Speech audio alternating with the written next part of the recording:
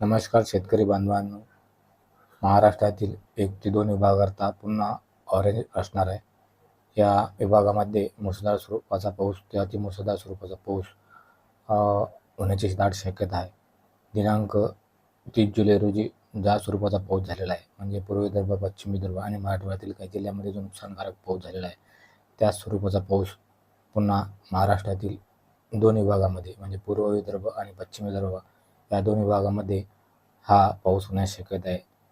24 August रोजी मध्य प्रदेश आणि छत्तीसगडवर निर्माण झालेले कमीदाब क्षेत्र हे पूर्व विदर्भ आणि पश्चिम विदर्भाकडे येण्याची दाट शक्यता आहे आणि या कमीदाब क्षेत्रामुळे पूर्व विदर्भातील बहुतांश जिल्ह्यामध्ये मुसळधार ते अतिमुसळधार स्वरूपाचा पाऊस होण्याची शक्यता आहे. त्याचप्रमाणे पश्चिम विदर्भातील 2 ते 3 जिल्ह्यांमध्ये सुद्धा मुसळधार ते अतिमुसळधार स्वरूपाचा पाऊस होण्याची शक्यता आहे. विस्तृत माहितीकरता ॲग्रिकल्चर हवामान या यूट्यूब चॅनलला भेट द्या. धन्यवाद शेतकरी बांधवांनो, त्याचप्रमाणे यूट्यूब चाहत्यांनो.